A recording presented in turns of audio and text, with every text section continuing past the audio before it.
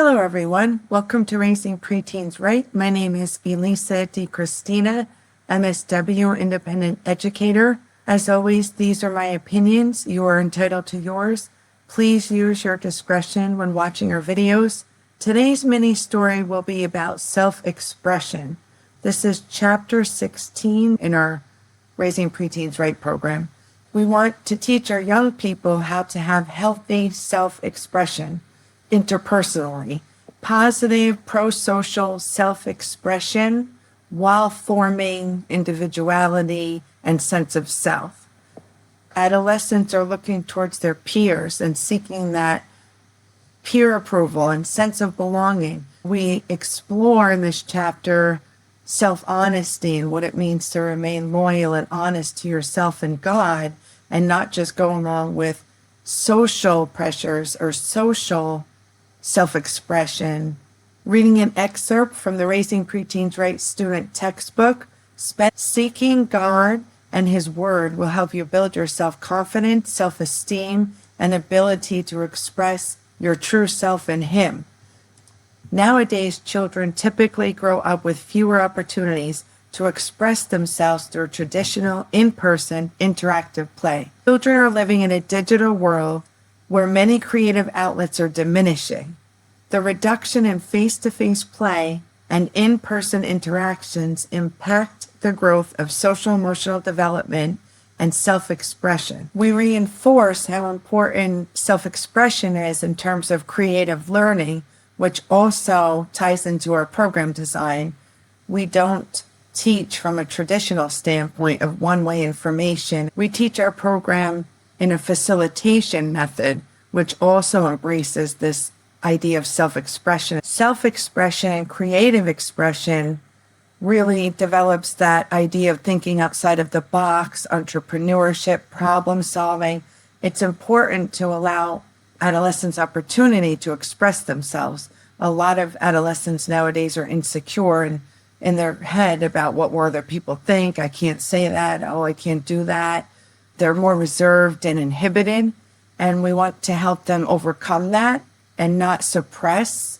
Of course, we're writing about the importance of expressing yourself in an appropriate way in the appropriate environment, which is not social role model to adolescents often these days. We see a lot of things that are crazy on the news and people acting out and expressing themselves in very unhealthy ways, and we don't want that role model to our adolescents, the inappropriateness of self-expression. We want to make sure they're raised knowing they have self-control within their self-expression. It requires effort to feel comfortable expressing the truth when necessary and realize that this is more important than conforming to the acceptance of your peers. Suppressing yourself for the sake of fitting in is unhealthy, physically, mentally, emotionally, socially, and spiritually. This is particularly true when people around you are trying to figure out their sense of self. We're encouraging adolescents to stand in their truth, their morals, and not waver from that, regardless of what people are doing around them, which is a fundamental theme throughout the Raising PreTeens Right program. Suppressing the self-expression, that's, of course, a negative coping mechanism. That's pushing everything down.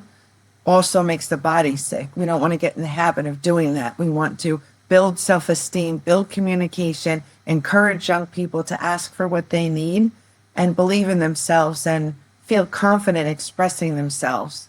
Even if they're the minority and the only one that is expressing themselves in a healthy way, we want to lift that up and encourage that always, not just to blend in with society just because they have fear. That fear-based stuff, we want to get rid of that.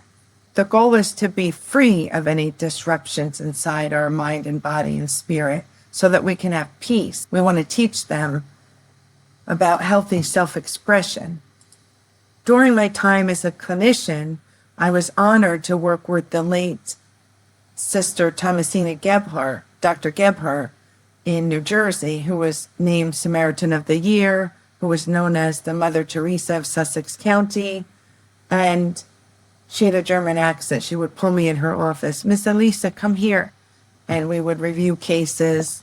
Supervision is very important when you're a clinician and discussing things. While in her office, while discussing cases that involved any adolescents, inevitably she would tell me, Miss Elisa, have them go home and turn the radio up really loud and dance.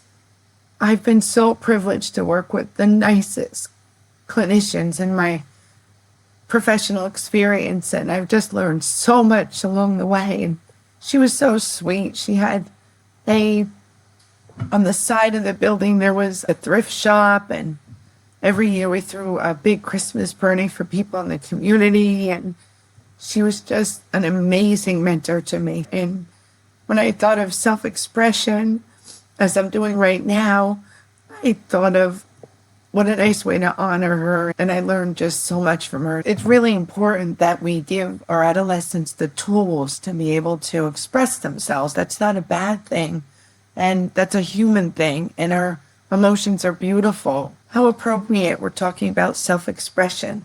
But she was so sweet, and I'd always try not to laugh because she was a nun. For some reason, it struck me as very funny that a nun was telling me to encourage the adolescent to crank up the music and dance, and all I pictured was the teenager running around dancing or headbanging to really loud music because the nun told me to say that. So I would always try not to laugh in our meetings because I had this really funny visual. As always, you can find more information about our program on raisingpreteensright.com. If you sign up for a newsletter, we will send you a discount code on our program. Together, we will make a difference. Thank you for joining me.